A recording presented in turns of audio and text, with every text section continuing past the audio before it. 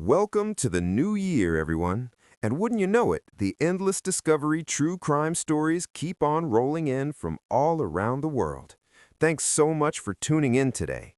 Here are the strange and scary mysteries of the month for January 2026. Number 5. Vanished on Christmas Eve. There is a massive search underway in Texas right now for 19-year-old Camila Mendoza Olmos, who disappeared almost a week ago from her home on the morning of Christmas Eve. It was early on the morning of December 24, 2025, in northwest Bayox County, Texas, a community gearing up for the holiday swing. There were a lot of people getting excited to spend some time with family and friends. The 19-year-old college student, Camila Olmo, stepped out of her family's home that day and then disappeared without a trace. He was last seen just before 7 a.m., captured on her family's ring cam, standing outside the home on Caspian Spring Road, just north of San Antonio. That footage showed her leaning into her vehicle momentarily, as if to retrieve something, then walking off, her path fading into the quiet neighborhood streets. She was known to work out regularly, but wasn't dressed in any sort of jogging outfit, just regular clothes, and that was really the first sign that something here wasn't right. Her family woke up later that morning to find their daughter gone, and then they discovered her phone and iPad had been left behind, belongings that under ordinary circumstances would have stayed with her. At first, her family thought she probably went out for exercise, except then hours passed by. Plus, it was Christmas Eve. Still no sign of her. So they started searching. After a while, the deputies with the Bayox County Sheriff's Office joined in, and then so did neighbors and friends. Days passed by, and additional footage surfaced from a passing vehicle's dash cam, believed to show Camila walking along Wild Horse Parkway several blocks from her home. But that was the last sighting, and it only broadened the search from there. Over the next several days, volunteers, canine units, and drones searched every inch of nearby woods and brush. And from there, this case drew widespread attention across the country, especially because of how suddenly and quietly Camila had vanished. Investigators treated her disappearance as potentially dangerous, including the possibility of abduction, even though there was no evidence just yet. And then, finally, 7 days later, on December 30th, Miller's disappearance reached a tragic conclusion, as she was found deceased in a field not too far from her home. A gun lay next to her, and she died from a single shot, and the authorities stated there was no evidence of foul play. It's believed when she went to her vehicle before walking off that day, well, the gun is what she was grabbing. Camila was still in her teenage years, balancing college and everyday routines. After her discovery, the authorities stated that she had been experiencing emotional distress, though there was no public record of a formal diagnosis and no prior incidents were detailed publicly. For many people, the holiday season brings connection, relief, and celebration. But for others, it can quietly amplify pressure, expectations, loneliness, or internal struggles that aren't always visible from the outside. Because so much of that weight is carried privately, the warning signs aren't always obvious, even to the people closest by. In Camila's case, nothing about that Christmas Eve morning suggested what would follow. There were no messages explaining her thoughts and no clear destination, just a short walk away from home that ended 6 days later in a tragic way. Number 4. Lost trail of Dan Davis. He's very creature of habit, so him going missing is the last thing anybody would have ever expected of him. 2 nights before Thanksgiving, on November 25, 2025, 59-year-old Daniel Davis III finished his shift at the Bourbon Street Bar in Marionette Park, a beloved venue on Chicago's South Side. It's where he'd worked for over 2 decades. All the regulars knew him simply as Dan, the guy who was there with a smile and always ready to refill your glass. That night, he walked out of that bar, and by the next evening, those familiar steps became the beginning of a search that still hasn't found any answers or Dan himself. So let's take it back and see what happened. Now, earlier that evening, Dan had actually been involved in what's been described as a minor car crash near 119th Street in Avers. He refused medical attention at the scene, insisting he was fine. and after that, a Cook County Sheriff's deputy drove him back to Bourbon Street so he could return to work. Around 1:15 a.m. on November 25th, surveillance video captured him leaving the venue on foot. In the clip, he seemed steady, but over the next hours, his movements would grow harder to explain. In the hours that followed, a patchwork of private and security cameras picked up glimpses of them that painted a concerning picture. Around 7:30 a.m., footage allegedly showed him walking through a yard and stumbling on a sidewalk near the Plains and Gregory, as if struggling to navigate simple obstacles. Later in the afternoon, a different camera captured him on Old Western Avenue nearby Blue Island. Police say he appeared confused and disoriented in some of those clips. On the evening of November 26th, a camera at St. Donatus Church on South Union Street caught what remains the last confirmed image of the man. He was seen there just before 6:30 p.m., walking away from the church in the fading light. After that, there have been no verified sightings.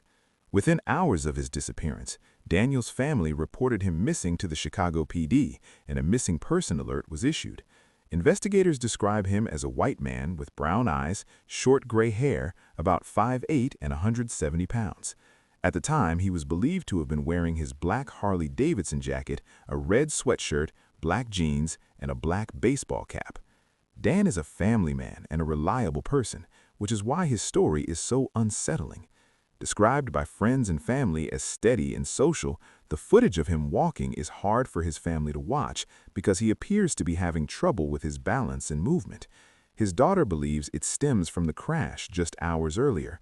She says that he probably suffered some kind of medical episode, perhaps a stroke or internal head injury. Despite a widespread search effort, the trail in locating Dan has gone cold as of right now. There were unconfirmed reports of possible sightings, but none were publicly verified by police and obviously didn't lead to finding him. Dan's cell phone and financial accounts went quiet shortly after the day he vanished, leaving only the sequence of videos and the filing gap from cameras scattered around the south suburbs. The family's online outreach, including a Find Dan Davis Facebook page that's drawn thousands of followers, has helped keep the case in public view, but no definitive breakthrough has emerged. Some volunteers examined maps for possible paths, others scoured forested lots and abandoned rail yards. Still, no trace that leads conclusively to where Daniel went next has been found. Today, law enforcement continues to list Dan as missing and potentially in need of medical assistance. If anyone believes they have seen Daniel Davis III or has information about his whereabouts, don't delay reporting it, even if you aren't sure. Either call 911 or contact the Chicago PD's Missing Persons Unit. Number 3. Footsteps in the alley.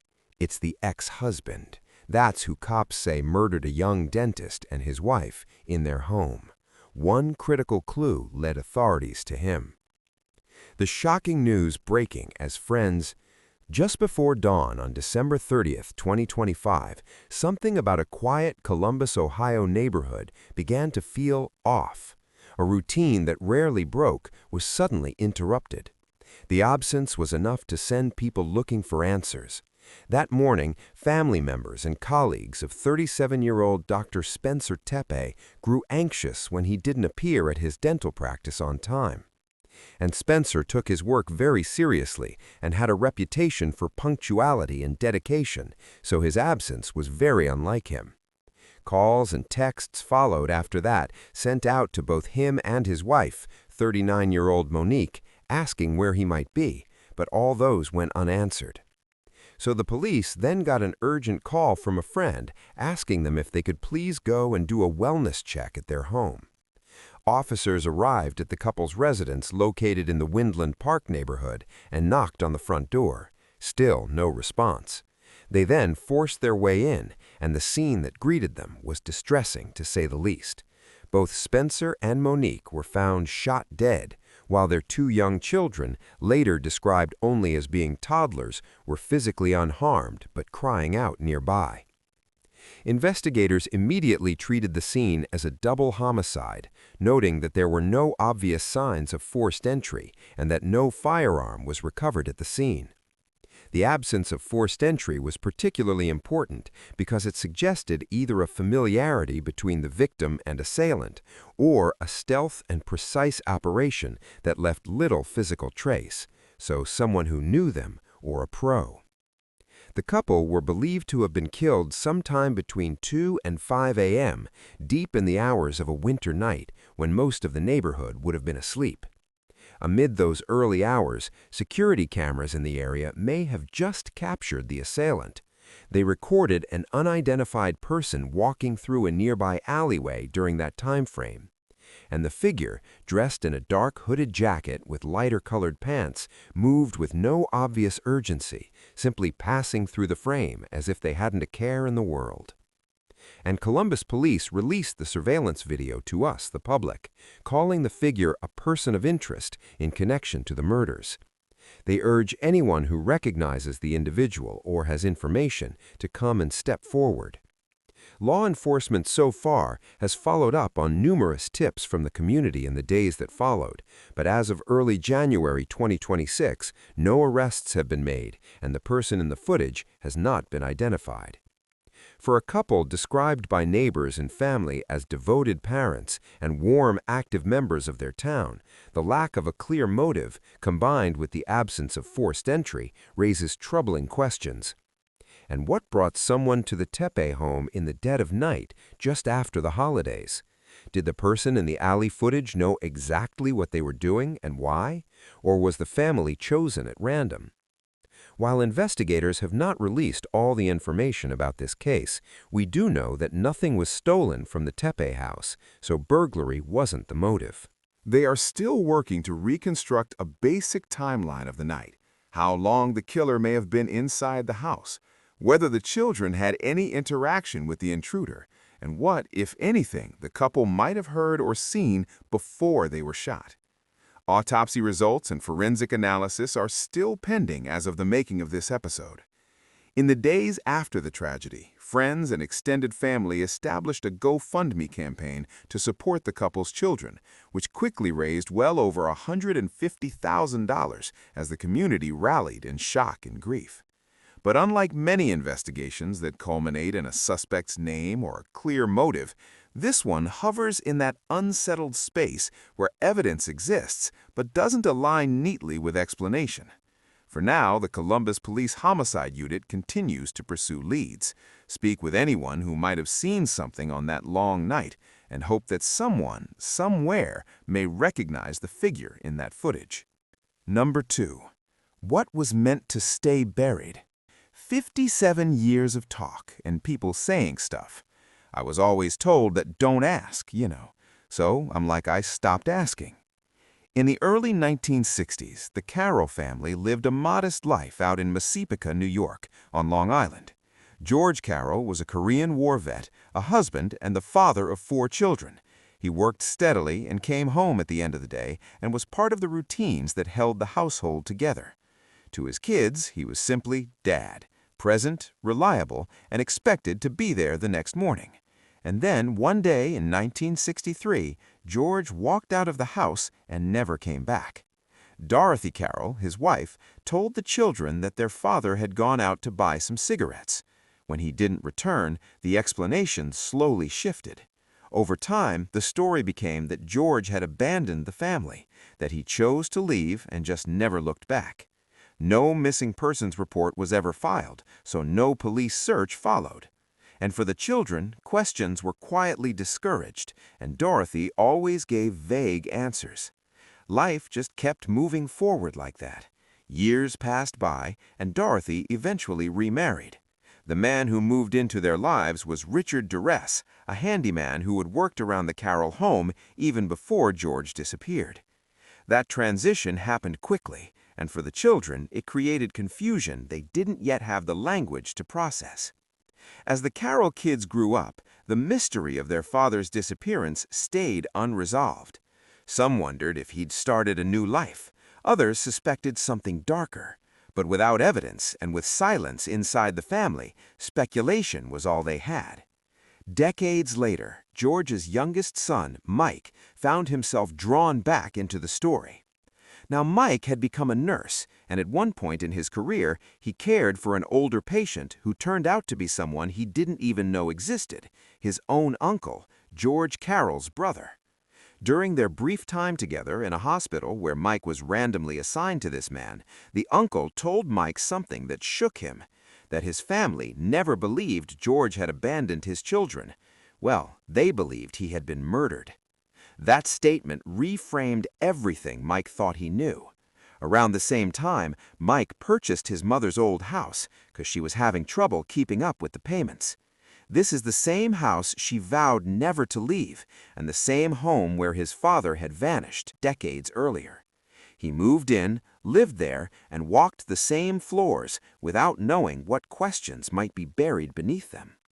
Mike shared what he learned with his siblings, including his sister Jean, and together they began revisiting memories they had once pushed aside. But one detail stood out. Shortly after their father disappeared, well, there had been major work done in the basement. At the time, it meant nothing. Years later, though, it felt impossible to ignore. Eventually, Jean convinced Mike to visit a psychic, something he initially dismissed, but the session left him unsettled. This psychic claimed George had never left at all, and she said he'd been murdered and that his body was buried beneath the house. Mike didn't take the claim at face value, but the idea was something he couldn't shake. After months of consideration, research, and hesitation, well, Mike decided to investigate himself.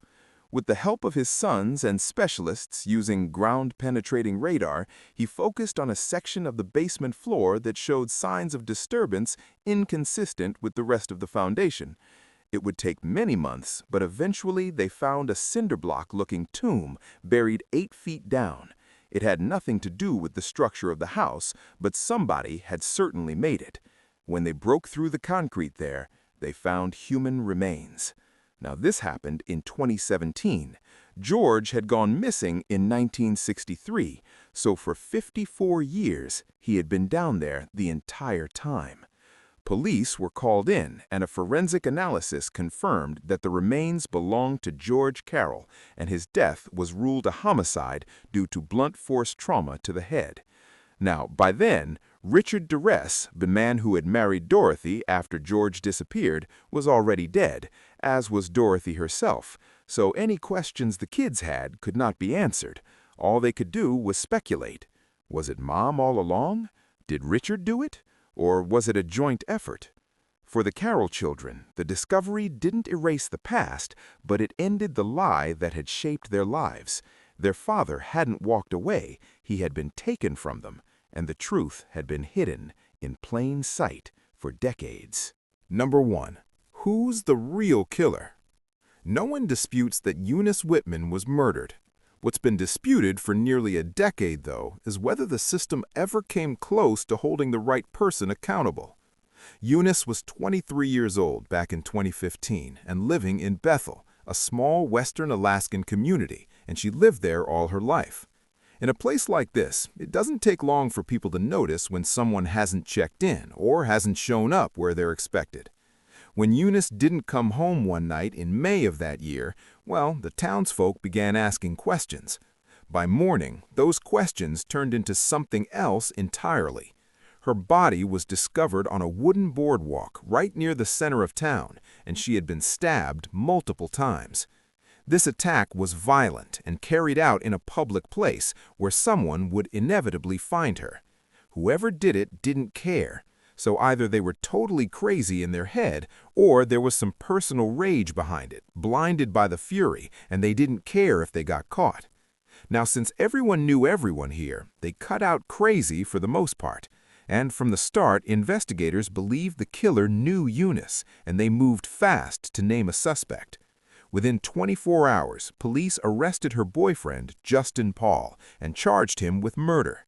The case appeared straightforward. Prosecutors said evidence tied him to her and the crime, and the community was told justice was already in motion. But then, nothing happened. Paul stayed in jail as the case stalled.